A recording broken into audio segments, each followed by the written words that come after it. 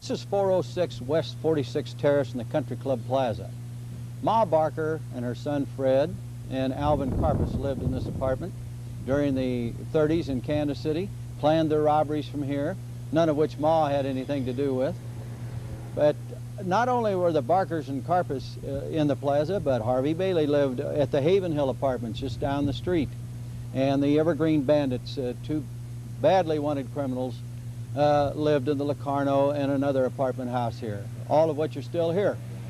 Not only were the plaza criminals ensconced, but Pretty Boy Floyd lived in Kansas City in those days, although he hung around more in 12th Street at Mother Ash's whorehouse and Milt Morris's drugstore, which just happened to sell booze. Kansas City was a hot, hot town in the summer of '33. One man still remembers well the period that we have been speaking of. Let's go now to L.L. Edge and Milton Morris. Kansas City in the 30s was a swinging place. And there's one man that's left who can tell us exactly what 1933, the hot summer, and the years before and the years after were like. Milton Morris runs Milton's Tap Room, which is now referred to as a jazz and juice joint. It still has the best music in Kansas City, and Milton Morris still pours the best drinks. But what we want him for is to tell us, Milton Morris, what was Kansas City like in the 30s? Wide open, swinging, really swinging. Everything was wide open. We had Pendergrast in power then, you know, and they had a depression all over the country, except right here in Kansas City. We were really swinging. You could go from the bottoms to as far east you wanted, and there was nothing but big bands blowing, and we were open all night. In those days, the first thing you did when you opened up a club was you'd give the cab driver a $5 bill and have him take the key as far as he could go and throw it away. That was the good luck thing. But the place was really jumping, man, and we had the greatest jazz in the world. I had a place called the Hey Hey Club down on 4th and Cherry because people were going to see gangster movies in those days. They would go see George Raft and Edward G. Robinson and Dillinger and all those movies. So I went down the deep north end and opened up a Hey Hey Club. It'd been a feed barn. So I made a nightclub out of it and used hay for barrels, hay for seats, and barrels for tables. And we had all kinds of little things happening down there. We had a little girl down there that could snatch money up off of the table. And I happened to go to 12th and Vine in those days for my barbecue. Ollie Harris had barbecue at 12th and Vine. Well, in those days, they never had air conditioning, and the doors were wide open, and I got to hear all that jazz coming out of there. And I found out that those jazz musicians, the black musicians, weren't playing in white places. That whenever they wanted to do anything, they had to go to a whorehouse after hours and blow. Everybody's up there blowing after hours, you know. So I decided to open up that place there. Well, I'd already been out on 26th and Truce, had a drugstore. Now, I had a deal out there when people used to go to a doctor in those days and they had nerves or couldn't sleep or whatever it was, the doctor himself would write a script for a pint of whiskey, bonded government whiskey. So then he'd come to my drugstore and I'd fill it. Now, the doctor got $5 and I got $5 for the whiskey. Well, I got a bunch of doctors lined up, and I was getting the scripts for $3, and the whiskey, I'm making a few bucks that way, you know, and doing it legally. We're actually doing it legally. Well, the first thing I knew, they legalized whiskey, and the doctors couldn't make a nickel off of it, so they're telling everybody don't drink and don't smoke, because they can't make a nickel off of liquor or cigarettes. Or to take these pills, and they turned everybody onto chemicals. Well, now, the criminal element in Kansas City found a haven here, did they not? Like Pretty Boy Floyd. You knew Pretty Boy Floyd? Yeah, Pretty Boy Floyd was out to my place at 26th and Truce. I had a cleaning shop and I had a bar behind it called the Rendezvous. Nobody knew how to pronounce it then. They called it the Rendezvous. But you'd walk in the phone booth, and the back of the phone booth would turn around and you'd be in the place. Now, Pretty Boy Floyd was in there for, 3 days, but I didn't get to meet him till the last day. nobody wanted me to know who he was. He had just almost got captured on Independence Avenue in Troost. He was upstairs over Lusco Noto flower shop, and they had him cornered, but he got away. And that's what, he came out there with some people, and he stayed there for 3 days, and I wasn't allowed to leave. Nobody was allowed to leave. But you got to remember one thing.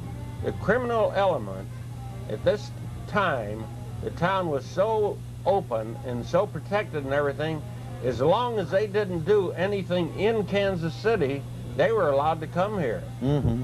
And they wanted to come here because this is where everything was happening, and they wouldn't do anything right here in town. This was like Hot Springs, a city that they were allowed, and maybe, how about Excelsior Springs, Missouri? Yeah, they'd go down there to the Elms and take the baths and hang out just like they did down Hot Springs. Mm-hmm. But they were totally protected. Nobody made any attempt to bother. No, the sheriff's over there and the police department. Everybody had an understanding in those days. Right.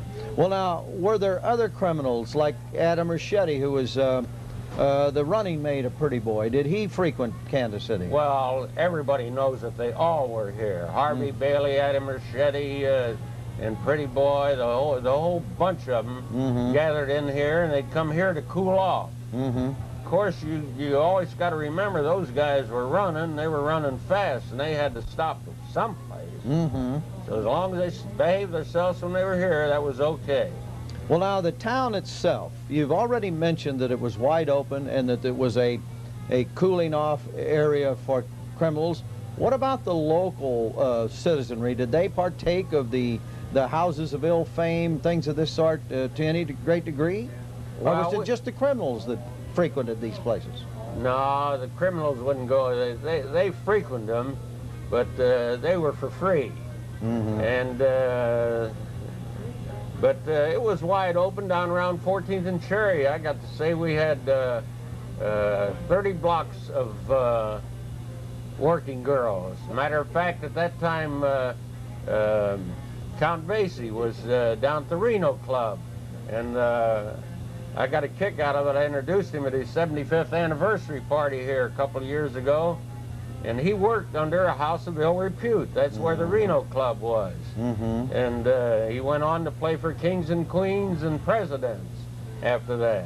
And he got his start as a piano player at a house of ill fame, right? Well, now, there were, everyone knows your background in Kansas City jazz, so we won't go into that part of it. But not only were you an entrepreneur in jazz, but obviously having a drugstore that fronted for speakeasy, things of this sort. How many speakeasies do you think there were at that time in Kansas City?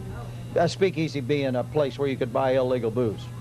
Oh, 500. Is that right? 500 at least. You could go to any house in the North End, and everybody, we had the town all divided up. Like I was 26 in Truce, and that's where I had to stay. And they had homebrew joints in those days. And that was in every block. Every block on Truce had a homebrew joint. Well, now, there were other major cities that had the same thing, Chicago, New York, and yet Prohibition continued until 1933. What happened in Kansas City at the end of Prohibition? Did the town become wilder? I'm sure that those 14 square blocks or whatever at 14th and Cherry remained through the 30s until when? Until Pendergast died, wasn't it? Well, actually, the town really swung from late 20s to 39 when they put Pendergast in jail. That was the end of everything, because they'd been after him and tried to nail him for years and years. All he was doing was good for the city, but he owned a concrete company. He loved to pour concrete. And he built Brush Creek. If they'd left him alone, he'd have covered it, and they wouldn't have had that flood. But he built the auditorium, he built City Hall, he built the county courthouse, and the roof never blew off any of his buildings. And if they tried to, they couldn't afford to build those buildings today. If they'd left him alone, let him keep pouring that concrete, he was 50 years ahead of his time. Well, now, the thing remains, though, that he was about in his time, though, in allowing the freedom of people who wanted to gamble, to drink.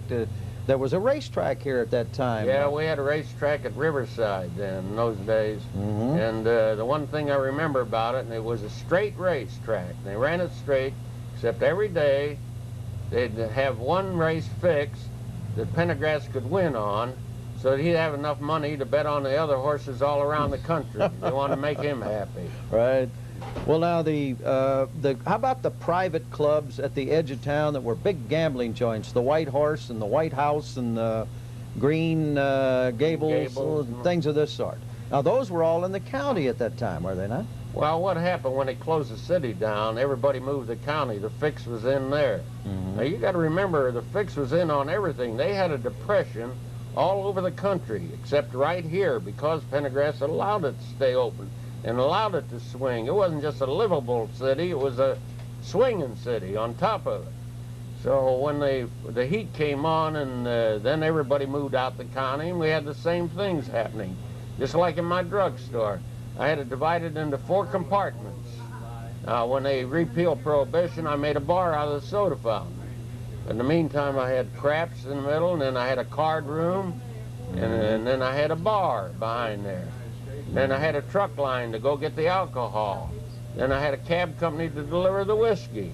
You know, but the one thing I did get to meet a lot, shall we call them hoodlums or gangsters or whatever, because when you had places in those days, everybody was welcome. You didn't pick customers. All they had to do was bring the money. Well, now, Southwest Boulevard had a whole number of these clubs, too, in addition to... Now, your area was 12th Street. But didn't Southwest Boulevard have a whole number of speakeasies and things? Yeah, and I think the greatest one down there was called State Line Tavern. They had the crap tables on wheels. And when the heat was on in Kansas, they'd roll a crap table over to the Missouri side. When the heat was on in Missouri, they'd roll a crap table over to the Kansas side. And if the Raiders would happen to come in, it was a quick move over across the state line. That's the way it was, yeah. Yeah, Johnny Portland's Liquor. Portland's Liquor House. Portland's Liquor was involved, as I recall. Yeah. Those are all names, of course, that many people that lived here in the Depression can remember well. Well, now, what is your opinion of Kansas City today as opposed to those days? Are we much too tight on our fun? Well, I think so, yeah. I've ran for governor 5 times trying to loosen it up. If you're going to be a big city, you got to grow up and act like one. You've got to they need money. Everybody needs money. They keep raising taxes and raising taxes. You've got to have horse racing. You've got it every state around us. You've got to legalize everything and control it and collect the taxes on it. You know, when I go to a racetrack, what I see the horses running, everybody having a good time. I see a school being built. Well, of course, there are people who always will disagree with tainted money, as that is called. Anytime you get cigarette tax, liquor tax, but those are the taxes really that are building the schools, aren't they? But you know what? They keep talking about gangsters and racetracks. Now, that's stupid, because the gangsters don't want legal horse racing. They don't want it because they want you to bet with them and get into them and pay them interest and this and that. You know what you can bet at a track? What you got in your pocket. And what of the 11 men who escaped over the wall at Lansing? Harvey Bailey, after his escape, resumed his bank-robbing career for a short time. He was finally captured near Oklahoma City and transferred to Alcatraz. He was finally pardoned in 1965 and died of a kidney ailment on March 1st, 1979. Wilbur Underhill joined Bailey in some of his bank heists, but on December 30th, 1933, he was shot trying to avoid a police ambush in Shawnee, Oklahoma. He was shot 11 times, but was recovering from the wounds when he was moved to McAllister Prison, where he died on January 6, 1934. Big Bob Brady continued his bank robbing career in and around Oklahoma and Texas. It was outside Amarillo that Brady and Jim Clark were captured. Brady was seriously wounded trying to escape. He recovered and was returned to Lansing, where he escaped again. He was killed by a police officer on January 22nd, 1934. Frank Sawyer was the first convict to be recaptured. He was apprehended near Highway 62 in Oklahoma after trying unsuccessfully to commandeer 4 different vehicles. Sawyer was paroled in 1969, and there are no records of his whereabouts since. After Jim Clark was recaptured, he never attempted to escape confinement. He was a champion of prison reforms while in Alcatraz. He was transferred to Leavenworth in 1960 and paroled on December 9, 1969. He died on June 7, 1974. Ed Davis continued robbing banks with Harvey Bailey and Wilbur Underhill before trying to go straight in California. He didn't succeed and kidnapped the store owner and a customer. He was captured on June 22, 1934 and sent to Folsom Prison. He participated in an escape attempt where 4 guards were killed. He was captured and was executed in the gas chamber on December 16, 1938. July 14, 1933, Sonny Payton and Kenneth Kahn attempted to rob the Labette County State Bank in Altamont, Kansas. Kahn was shot and killed in the attempt, and Payton was seriously wounded. Billy Woods, alias Harold Wesley Harris, was shot and killed after murdering 2 neighbors on August 9, 1950 in Eminence, Missouri. Cliff Dobson was pardoned from Lansing in 1936 and transferred to Missouri State Prison, where he was released in 1943. There is no further record on the St. Louisan. Louis Bechtel served his remaining time in Lansing without incidents and was paroled on June 25, 1939. He was granted a full pardon on January 11, 1941, and there is no further record of his whereabouts. Of the 11 men who escaped over the wall at Lansing, 4 later met violent death at the hands of lawmen. 3 served out their terms and have died in the past 10 years. 1 was executed by the state, and 3 of the convicts' whereabouts are unknown.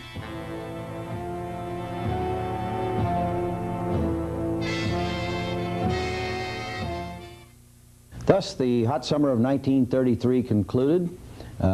Pictorially, we've shown you the prison break, the Union Station massacre site. We have visited with Milt Morris, a long-time resident who was well acquainted with the area criminals of the time. We've shown you the residences in the plaza where the bank robbers lived, and we've in general tried to depict that episodic year in Kansas City history. For those of you who are interested more, want more questions and some answers, there's a new book on the market called Run the Cat Roads, and the author is L.L. Edge, who will see you next week on Edging In.